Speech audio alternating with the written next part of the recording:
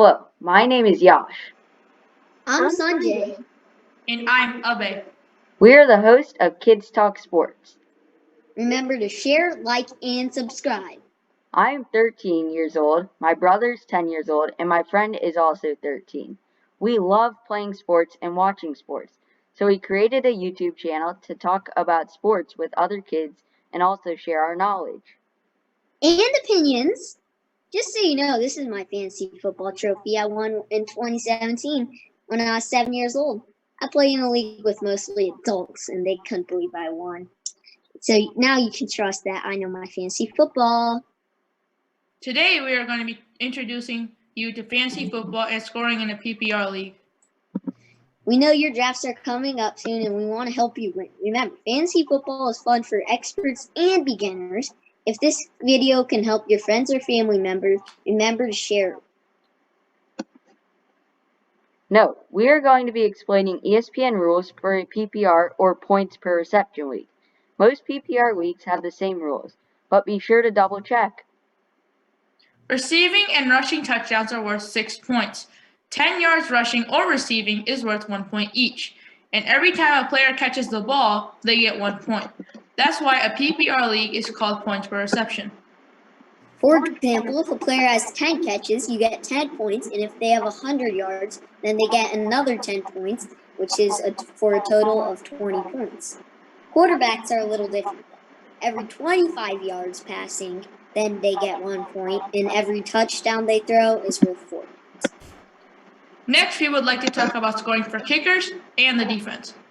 Scoring for kickers is very simple. Kickers get more points based on how far their field goal is. So you want a kicker that is good at kicking longer field goals. Kickers you play on good offensive teams or that play in domes might score more points. Defense is a little more complicated. Your defense gets more points when they get an interception, fumble recovery, or get sacked. However, your defense loses points when they get points scored against them. Lastly, for scoring, we would like to talk to you about losing points. If someone on your team throws an interception or fumbles the ball, your team loses 2 points. Keep in mind, not only the quarterback throws interceptions, and not only running backs fumble the football. Now, you might be wondering who you should pick in the first round or two. In my opinion, running backs are more important to choose high because they can run the ball and receive the ball.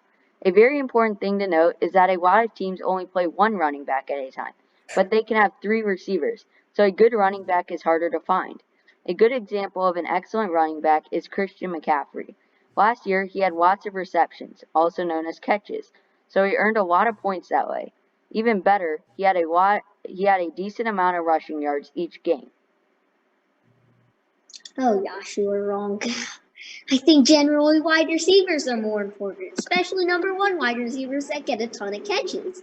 But this year, I think running backs will be more important because there's going to be so many consistent wide receivers, and there's not going to be many good running backs. You got to get them really quick.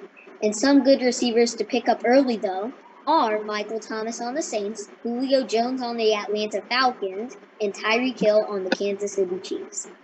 Want more tips on must-have players you have to draft? Then make sure to like the video. Lastly, make sure to share and subscribe if you would like to see more information on fantasy football and player analysis. Thanks for watching.